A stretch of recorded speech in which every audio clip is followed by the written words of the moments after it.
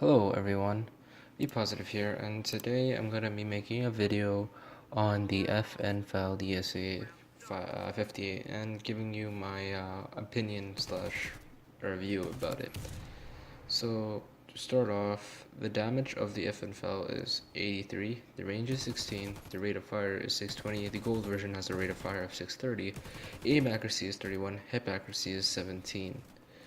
And ammunition capacity is 35 bullets. The other competitors that I would say are RGX and R16 only have a clip capacity of 30 bullets, and the another nice thing about the FNFL is it has a laser attachment, which the others do not. But there's pros and cons to laser attachment, which I will go over later on in the video.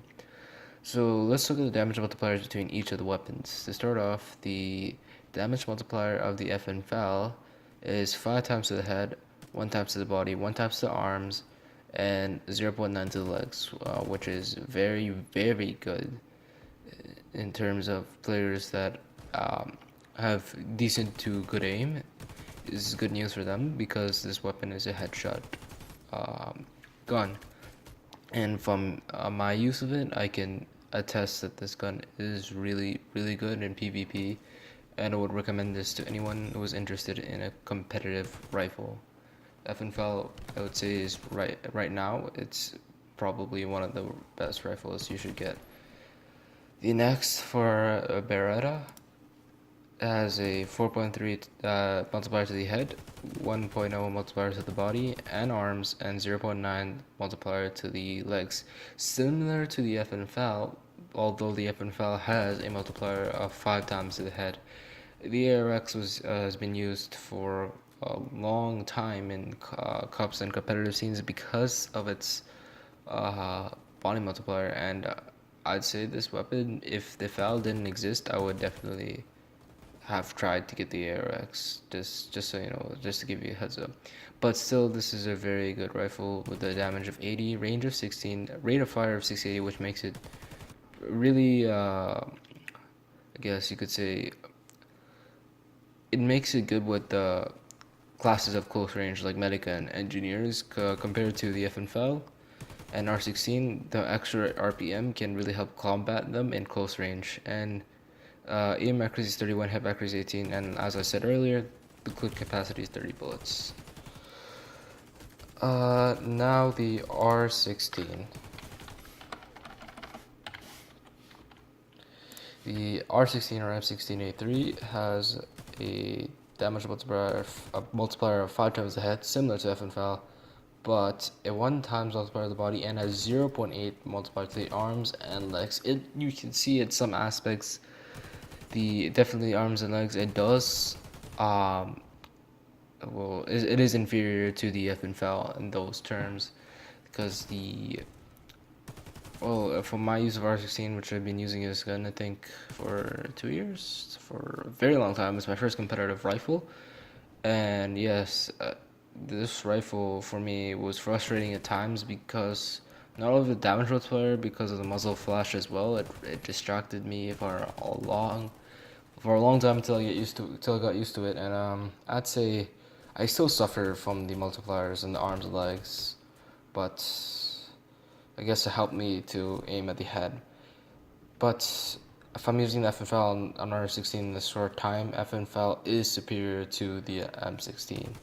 Even though the damage is 82, the range is 15.5, the rate of fire is 655, the aim accuracy is 31. The hip accuracy is 20, and I believe the FNFL has a hip accuracy of 17, so it kind of lacks there, but the tactical attachment, I believe, for the FNFL does improve the hip accuracy, so there's that too. The other thing about the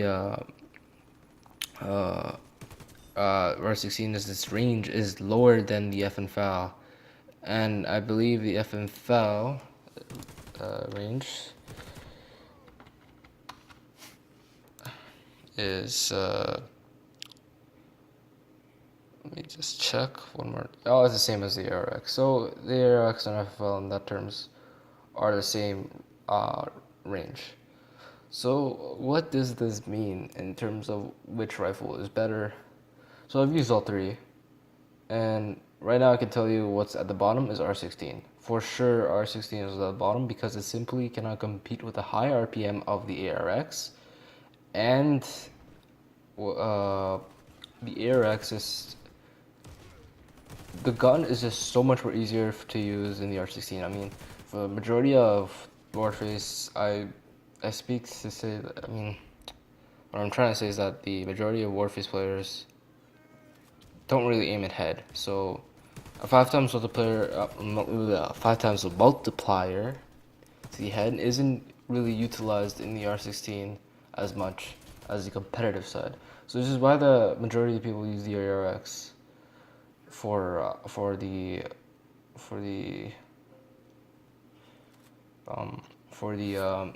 less competitive side. But the reason why it's used in the competitive scene is because it's high RPM. Now that the FFL is reintroduced, the high multiplier to the head, the 5.0 multiplier, is really, really useful because now people just aim the head. And you may be asking, why isn't the R16 used? Because you both have the same multiplier and the R16 has a higher RPM. It's because of it lacks in the arms and legs, and there are times that in a cup where you don't always see the opponent's head. Perhaps the feet is poking out or something like that. And if you had a 0.9 or 0.8 multiplier and the opponent didn't die after the first couple of shots and then he turns around and kills you, it would just piss you off because you had the advantage that you shot first. However, if you use the FFL, which has I think a 1.0 what's it called? 1.0 to the arms and body multiplier. That would really help over the R16's 1.0 multiplier to the arms. So, no, the R16 has a multiplier of 0.8. What am I saying? The M16 has a multiplier of 0.8 to the arms, yes. And 0.7 to the legs, yeah. Which is what I'm trying to say. That because of these, it's R16 in general is actually a very good rifle, but it's because of these two multipliers it's dragging it down. That's why it's not really used in cups, which is left to the ARX and FAL. But if I were to argue ARX, I consider the play styles of a player. If you're really aggressive, I would say use ARX because you would be able to push and get those close range shots. The RBM would really help. FFL, as I'm more of a passive aggressive player, I push certain areas, I play back certain areas. I just use a variety of styles whenever I play rifle. And I believe for me, FFL is the gun that I should use. So if I were to list the pros and cons of M16, I'd say high damage, moderate RPM, poor multipliers for arms and legs. That's for the R16. For ARX, high RPM and low damage, but not low damage. Sorry, moderate damage and high multipliers and low multipliers to the head. So I'd say if I gave it a rating of 5 or it's a rating out of 10, I'd say that'll be like a 7 out of 10, and the R16 will give it a 6 out of 10. And I will go to the FNFAL. Low RPM, the lowest out of the three actually, so that'll drag it down quite a bit. Highest damage out of the three, pretty good range of 16. High multipliers, so I'd say I would give that a solid 7. The reason why I tie it up with the RGX is because there's variety in playstyles. So you could be a really aggressive player. If I were you, I'd pick ARX. If you're a passive aggressive player that likes to play slow, pick FAL. Or if you really just want to change and you don't want to use either, use R16. You're not gonna really notice the difference. You're not gonna get outgunned every time, but you will be, I'm not gonna say inferior, but you will be struggling against these competitive weapons. Because I haven't even talked about the recoil of these three weapons. F and FAL for sure has lower recoil, and the DSA, I mean not the DSA. What am I saying? The R16 has recoil that goes up to the right. And the ARX has the most recoil out of them all. The FFL has, it's like a laser. Funny I should say that, but it reminds me of the Doom Field when you use a laser attachment, because the recoil is, for me, it's flat. It's pretty flat, and I can control it easily. For the ARX and the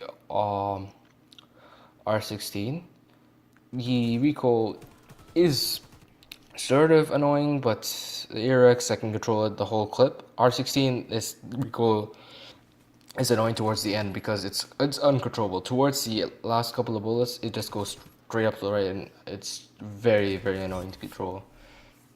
And that's another reason why I'm moving on to F and FAL. Okay, now here is the laser attachment, which I mentioned before. I like the laser attachment. It looks cool. It's great to look at and great to just gawk at, but if I were to talk about its practical use, it is a very, very stupid attachment.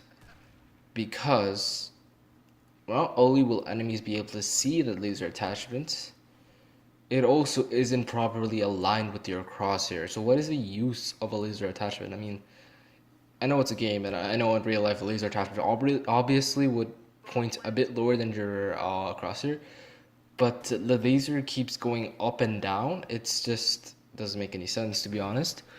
There's that part of it, but another part about it, the laser attachment, is that the pro of it is that it does what's it called? It does it was just in my head. Oh yeah, it does reduce recoil. It not recoil, but like the sway, was it not sway, but the spread, the recoil spread. There you go. It reduces the recoil spread.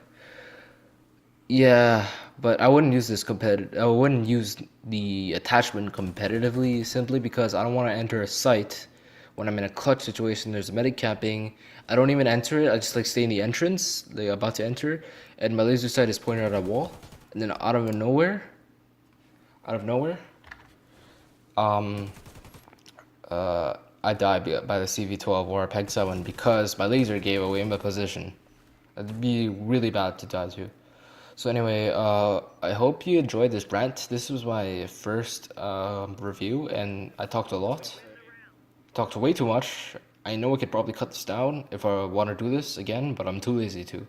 So, thank you for watching, and leave a comment if you want to see me do another review. Bye.